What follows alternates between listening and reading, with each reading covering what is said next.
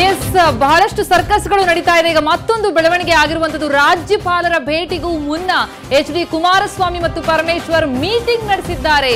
ಅಜ್ಞಾತ ಸ್ಥಳದಲ್ಲಿ ಕುಮಾರಸ್ವಾಮಿ ಪರಮೇಶ್ವರ್ ಬಹಳ ರಹಸ್ಯವಾದಂತಹ ಮಾತುಕತೆಗೆ ಮುಂದಾಗಿರುವಂತದ್ದು.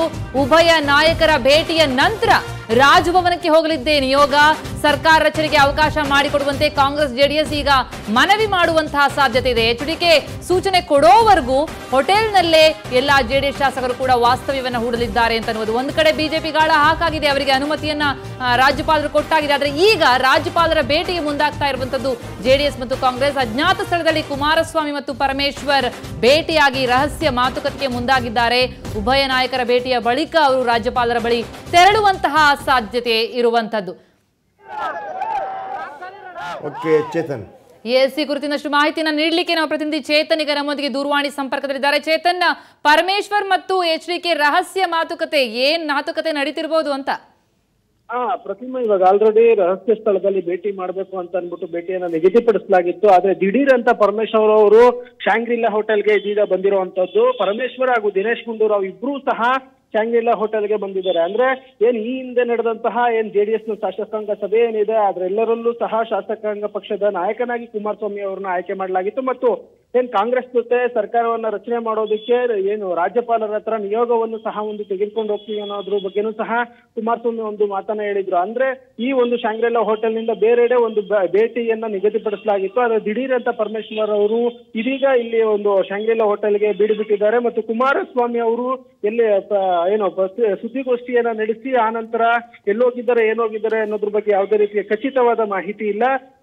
ಎರಡು ನಿಯೋಗ ಅಂದ್ರೆ ಜೆಡಿಎಸ್ ಮತ್ತು ಕಾಂಗ್ರೆಸ್ನ ಎರಡು ನಿಯೋಗವೂ ಸಹ ರಾಜ್ಯಪಾಲರನ್ನ ಹಿಂದೆ ಭೇಟಿಯಾಗುವಂತಹ ಬಹುತೇಕ ಒಂದು ಸಾಧ್ಯತೆಗಳಿದೆ. ಮತ್ತು ಸರ್ಕಾರ ರಚನೆಗೆ ನಮ್ಗೆ ಅವಕಾಶ ಮಾಡಿಕೊಡಿ ಅಂತ ಅಂದ್ಬಿಟ್ಟು ಕೇಳಿಕೊಳ್ಳುವಂತಹ ಒಂದು ಸಾಧ್ಯತೆಯೂ ಸಹ ಇರುವಂತದ್ದು. ಪ್ರತಿಮಾ, ಅಲ್ಲ ಚೇತನ್, ಇನ್ನೊಂದು ಕಡೆ ಯಡಿಯೂರಪ್ಪನವರು ಆಗ್ಲೇ ಹೇಳ್ತಾ ಇದ್ರು ನಮಗೆ ಅನುಮತಿ ಸಿಕ್ಕಿದೆ ಅಂತ ಅನ್ನುವಂತಹ ಮಾತನ್ನ. ಈ ಹಿನ್ನೆಲೆಯಲ್ಲಿ ಈಗ ಅವರು ಸೆಕೆಂಡ್ ಪ್ಲೇಸ್ ಅಲ್ಲಿ ಹೋಗುವಂತದ್ದು ಅವರಿಗೆ ಏನು ಯಾವ ರೀತಿಯಲ್ಲಿ ಅವಕಾಶವನ್ನು ಕೊಡ್ಬೋದು ಅಂತ? ಪ್ರತಿಮಾ, ಇಲ್ಲಿ ಸಂಖ್ಯೆ ಮ್ಯಾಜಿಕ್ ನಂಬರ್ ಅನ್ನ ಯಾವುದೇ ಒಂದು ಏನ್ ನಿಯೋಗ ಏನಿದೆ ಅದು ತಲುಪಿದ್ರೆ ಅವರು ಸರ್ಕಾರ ರಚನೆ ಮಾಡೋದಕ್ಕೆ ಒಂದು ಅವಕಾಶ ಇರುವಂತದ್ದು. ಅಂದ್ರೆ ಏನು ಇವಾಗ ಬಿಜೆಪಿಯು ಸಹ ಅವರ ಒಂದು ಸಂಖ್ಯಾಬಲವನ್ನ ಮತ್ತು ಏನು ಪಕ್ಷದ ಶಾಸಕರ ಬಲವನ್ನ ರಾಜ್ಯಪಾಲರಿಗೆ ತೋರಿಸ್ಬೇಕಾಗತ್ತೆ. ಒಂದ್ ವೇಳೆ ತೋರಿಸದೆ ಹೋದ್ರೆ ಈ ಜೆಡಿಎಸ್ ಮತ್ತೆ ಕಾಂಗ್ರೆಸ್ನ ಸಂಖ್ಯಾಬಲ ಏನಿದೆ ಅದಕ್ಕೆ ಒಂದು ಮನ್ನಣೆ ಸಿಗುವಂತ ಚಾನ್ಸಸ್ ಇದೆ. ಯಾಕಂದ್ರೆ ಇವಾಗ ಆಲ್ರೆಡಿ ಇವರಿಬ್ರು ಸಹ ಭೇಟಿ ಮಾಡಿದ್ದಾರೆ. ನಿಯೋಗವೂ ಸಹ ಸಂಜೆ ಒಂದು ರಾಜ್ಯಪಾಲರಿಗೆ ಒತ್ತಿಗೆ ಹೋಗ್ತೀವಿ ಅಂತ ಅಂದ್ಬಿಟ್ಟು ಕುಮಾರಸ್ವಾಮಿ ಅವರೇ ಸ್ವತಃ ಸುದ್ದಿಗೋಷ್ಠಿಯಲ್ಲಿ ಮಾಹಿತಿಯನ್ನ ನೀಡಿರುವಂತದ್ದು. ಅಂದ್ರೆ ಇಲ್ಲಿ ಕೂಡ ಕಳೆದ ನಿನ್ನೆಯಿಂದಲೂ ಸಹ ಆಪರೇಷನ್ ಕಮಲ ನಡೀತಿದೆ ಅನ್ನೋ ಒಂದು ಅನುಮಾನವೂ ಸಹ ಕಾಡ್ತಾ ಇದೆ. ಅದರಲ್ಲಿ ಕಾಂಗ್ರೆಸ್ನ 4 ಜನ ಶಾಸಕರು ಸಹ ಕಣ್ಮರೆ ಆಗಿದ್ದಾರೆ ಅನ್ನೋದ್ರ ಬಗ್ಗೆನೂ ಸಹ ಇನ್ಫಾರ್ಮೇಶನ್ ಇದೆ. ಏನೇ ಆದ್ರೂ ಕೂಡ 112 ಸ್ಥಾನವನ್ನ ಏನು ಇಟ್ಕೊಂಡು ಬಿಜೆಪಿ ಹೋದ್ರೆ ಚಾನ್ಸ್ ಸಿಗುತ್ತೆ ವಿನಃ ಇಲ್ದೇ ಇದ್ರೆ ಇಲ್ಲ.